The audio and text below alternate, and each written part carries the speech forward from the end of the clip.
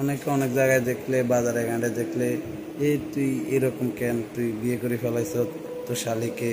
আমি আসলে মানুষ, আমাদের দেশের মানুষ এরকমই এমন একটা আজব দেশ যেখানে মৃত লাশও ভাইরাল হয়, যাকে নিয়ে হয় বিভিন্নভাবে আলোচনা সমালোচনা।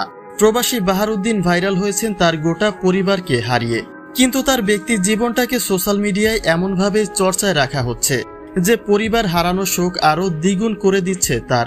শোক কাটানো তো দূরের কথা, ব্যক্তির জীবন নিয়ে রীতিমতো তোপের মুখে পড়তে হচ্ছে বাহারকে।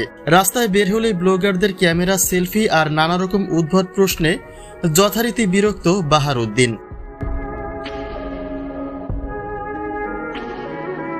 পরিবার হারানোর 2 সপ্তাহ না যেতেই গুজব শোনা যায় বিয়ে করছেন বাহারউদ্দিন। কেউ বলে পরিবার হারানোর 2 দিন না যেতে বিয়ে করে নতুন বউ নিয়ে শ্বশুরবাড়িতে আনন্দে দিন কাটছে বাহারের। আবার কেউ বলে শালিকা বিয়ে করতে যাচ্ছেন বাহারউদ্দিন, যে শালিকাকে নিয়েই এবার লাইভে এসে মুখ খুলেছেন বাহার। তিনি বললেন, বাংলাদেশের জন্ম না নিলে বাঙালিদের স্বভাব চরিত্রের ধারণা তার হতো না।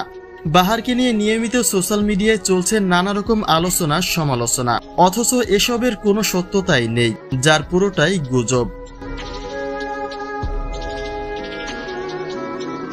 বাহার বলেন, শালিকা বলতে তার একমাত্র স্ত্রী কবিতাই ছিল পরিবারের ছোট, অর্থাৎ বাহারউদ্দিনের কোনো শালিকা নেই।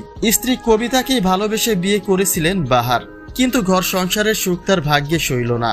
একসঙ্গে তিনি হারালেন নিজের গোটা পরিবারকে, যার শোক কাটিয়ে ওঠা আদৌ সম্ভব হবে কিনা সেটা নিয়ে সন্দিহান বাহারউদ্দিন। অথচ মানুষ সেখানে কত রকমের গুজব ছড়িয়ে দিচ্ছে, যা আরো বেশি যন্ত্রণা দিচ্ছে বাহারউদ্দিনকে।